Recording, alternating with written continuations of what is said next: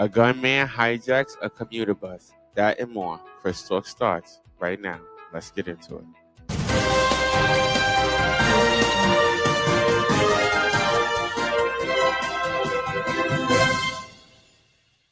Welcome, listeners, to another episode of the show. I am your host with the most, Chris Talks. All right, so let's get into this episode's top topic, which is going to bring us to, this episode is going to bring us to Atlanta, where unfortunately, a gunman has hijacked a commuter bus in Atlanta. For y'all who don't know what a commuter bus is, it's your basic bus that you travel with in the city. If you live in the city, that's your city bus. That's a commuter bus, all right? So this story is where's it coming from? This is from NBC News. Yeah, NBC News. Shout out to NBC News. All right. As always, I'm gonna let it flow, and I'm gonna give you my view and my opinion at the end of it. All right, let's get into it. A terrifying scene unfolding during rush hour in Atlanta Tuesday. Shots heard, this person shooting on the bus. As 39-year-old Joseph Greer hijacked a Gwinnett County Transit bus with 17 passengers on board. I think there's someone taking the bus hostage. Police say it all started with a fight between Greer and a fellow passenger. That passenger pulled out a gun, then Greer grabbed it and shot the passenger before ordering the bus driver to flee the scene, authorities say. Right now I'm in an extreme mode. And Earlier that day, Greer spoke to NBC's WXIA at the scene of an unrelated shooting in downtown Atlanta, telling our affiliate he was bipolar and manic. My thing is I'm in a manic episode. Hours later is when police say Greer hijacked the bus. Johnny Gilbert says his wife was a passenger as it all unfolded. She called me and told me that one guy had shot another guy on the bus. Police say Greer fatally shot that passenger with the passenger's own gun. Tonight, the victim identified as 58-year-old Ernest Bird Jr. My heart goes out to the family. The entire hijacking lasted nearly 40 minutes. The bus seen driving in the wrong direction of traffic and hitting multiple cars before a Georgia state trooper was finally able to stop the bus by shooting his gun into the engine. It was something that we'll never forget. Tonight, authorities confirming the suspect is a convicted felon who's previously been arrested 19 times. He's now facing 31 charges, including kidnapping and murder. Well, all right. Let's hit my horn so I can get right up into it. Hit my horn so we can do this. All right, folks, that's the horn. So y'all know this is the part of the show where I give you my view and my opinion on this particular topic that we are talking about. Now, let me say this. First of all, shout out to what was it at again? Did you say Georgia? I think it was Georgia. But let's just shout out to the Atlanta Police Department, right, for doing their job and taking this maniac off of the street. Now, this is something, like I said it before, I'll say it again. The mental issues that we deal with in this country, like, Bruh. we got to do better. Like, seriously. But, like I said, there's no place in this country that you can go and find any permanent mental institution, any permanent place for anybody that's having mental issues or mental problems. Now, this man apparently stole this bus, okay? And before he even stole the bus, okay, he appeared on camera to say that the events that was already taking place were basically triggering him. This is what he did. Bruh. And what did anybody do? Nothing. And before I forget, let me hit this idiot with the dummy buzzer real quick. Can we drop 2 of them for him? Thank you very much. But, I mean, come on. And let's drop a church bell real quick for this woman person who lost their life during this crazy situation.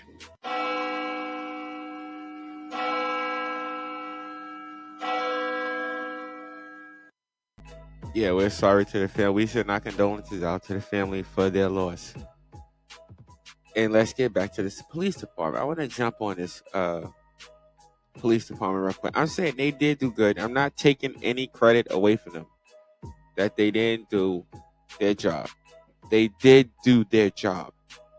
But, I mean, what I'm saying is this. We have to have better protocols for a situation like this. Because, I mean, let's be honest. When you hear this, you do think of Speed, the movie, okay? Let's be real. Because that's exactly what I'm thinking of.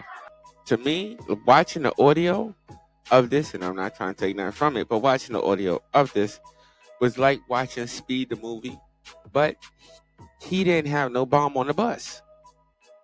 But this person, he's going to be in jail for a very, very long time. Now, the question is this. Does he receive any mental treatment while he's going through this? I mean, because it's obvious that this guy has to go through some type of penalty within our justice system. It's just obvious because he did commit a crime. Mental or not, he did commit a crime. I said this before. Even though somebody has a mental issue, it does not give them the right to go about and just committing crimes.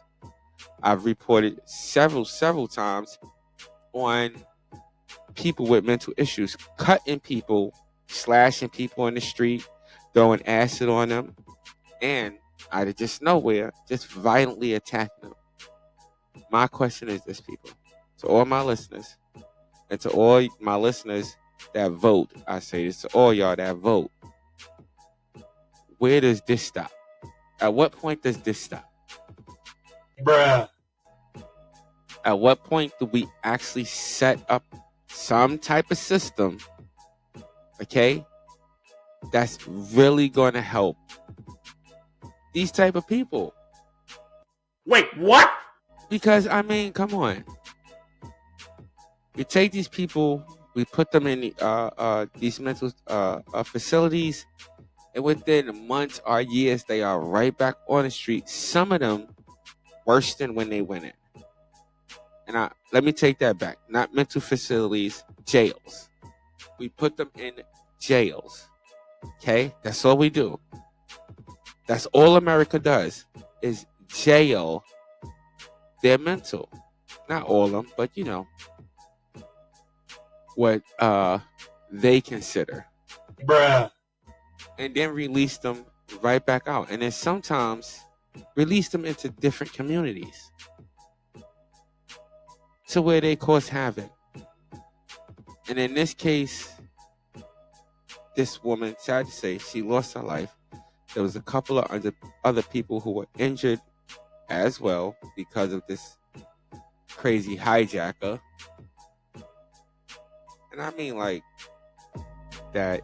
All right, let's not forget that the driver was somewhat, I guess, innocent in this situation, because this man just had an altercation with somebody on the bus, took the gun, shot him, and then shot the driver, and then took over the bus.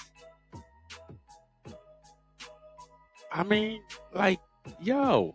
Bruh. Really? And also, let's not forget of the wreckage, the wreckage in millions of dollars that this man is going to be costing the city just because of how he was plowing through the street. Now, you can go to, like I said, shout out to NBC News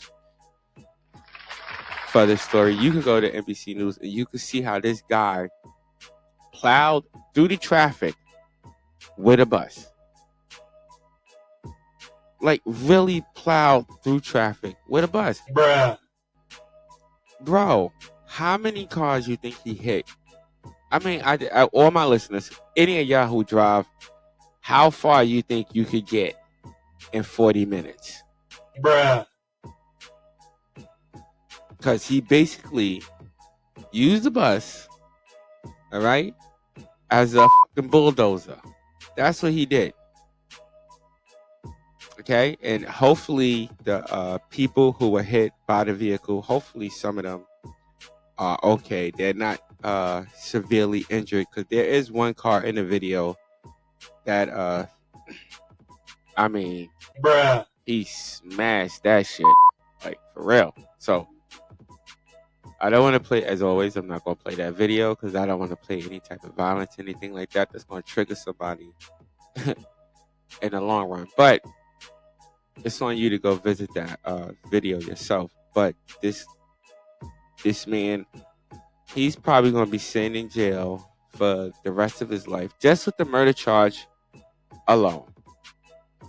I'll probably get him life. And also kidnapping these people.